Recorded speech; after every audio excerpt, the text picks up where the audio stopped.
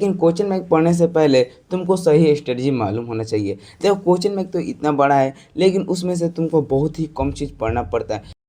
Hello, कैसे हो आप सभी? हम श्योर आप लोग अच्छे होंगे और अपना स्टडी बिल्कुल भी अच्छे से कर रहे होंगे। देखो, क्या अभी भी क्वेश्चन बैंक पढ़ा जा सकता है? तो बिल्कुल भी तुम पढ़ सकते हो, क्योंकि अभी तुम्हारे पास 14 दिन का समय है और तुम 14 दिन के समय में तुम क्वेश्चन बैंक को प्रॉपर तरीके से पढ़ सकते हो, क्योंकि इस टाइम बहुत ही इंपॉर्टेंट होता है। तुम जो भी पढ़ोगे तुम्हारे दिमाग में याद रहेगा। लेकिन क्वेश्चन बैंक पढ़ने से पहले तुमको सही स्ट्रेटजी मालूम होना चाहिए। देखो क्वेश्चन बैंक तो इतना बड़ा है, लेकिन उसमें से तुमको बहुत ही कम चीज़ पढ़ना पड़ता है। यानी कि तुमको दिया रहता है जो चीज़ तुमको पढ़ना भी नहीं रहता है, तो अभी चीज़ दिया होता है, लेकिन तुमको सबसे कम पढ़ना है तो स्ट्रेटजी को अपनाना पड़ेगा। तो मैं तुम सबको बताने वाला हूँ वही 3 स्टेप, जो कि तुम उसे फॉलो करके तुम क्वेश्चन बैंक को आसानी से तुम 10 दिन के अंदर में तुम कंप्लीट कर लोगे। तो चलो अब हम लोग बात करते हैं क्वेश्चन बैंक के स्ट्रेटजी, कैसे हम लोग क्वेश्चन बैंक को पढ़ सकते हैं इस 15 दिन या कि 14 दिन बचा हुआ है। तो देखो, मैंने 3 स्टेप में बांटा हूँ क्वेश्चन बैंक को। तुम इसे तीनों फॉलो कर ले तो तुम इजी तरीके से क्वेश्चन बैंक को पढ़ सकते हो। देखो, सबसे पहले स्टेप नंबर 1 को समझिए। क्वेश्चन बैंक पढ़ने से पहले आपको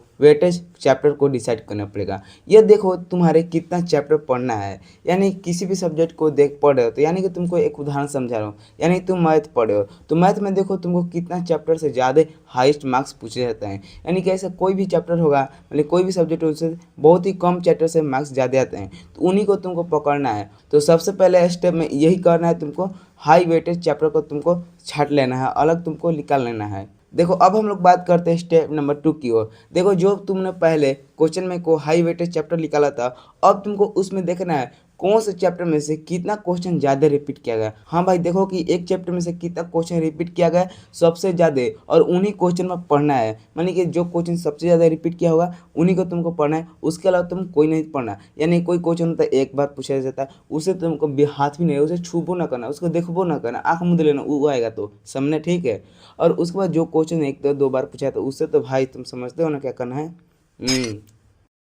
तुमको रिपीटेड क्वेश्चन को तुमको कैसे भी याद करना पड़ेगा। यानी कि तुम लिख कर याद कर सकते हो या फिर बोलकर याद कर सकते हो, तुमको कैसे भी याद करना पड़ेगा। तो चलो अब हम लोग बात करते हैं स्टेप नंबर 3 की ओर। स्टेप नंबर 3 है कि लिखकर याद करो। देखो, सब तो क्वेश्चन तुम तो छाट लिया और क्वेश्चन को जान लिए कौन सा क्वेश्चन इंपॉर्टेंट है और कौन सा क्वेश्चन को पढ़ना है। अब देखो, तुमको कुछ नहीं करना है, तुमको लिख कर प्रैक्टिस करना है। लिख कर प्रैक्टिस करने से तुमको क्या फ़ायदा होगा, जो क्वेश्चन तुमको याद भी नहीं होगा वो याद हो जाएगा, और तुमको राइटिंग स्किल भी ग्रो होगा। यानी कि तुम थोड़ा स्लो लिखते थे और उसलिए तुम फास्ट लिखने लगोगे, उसलिए तुम्हारे एग्जाम में प्रेजेंटेशन को पूरा फुल मार्क्स मिल सकता है, क्योंकि तुम्हारा राइटिंग भी खराब नहीं होगा और तुम्हारा राइटिंग स्किल ग्रो हो जाएगा, और जिसके कारण तुम्हारे एग्जामिनर कॉपी साफ साफ दिखने को मिलेगा, तो इसलिए तुमको मार्क्स भी ज़्यादा मिलेगा।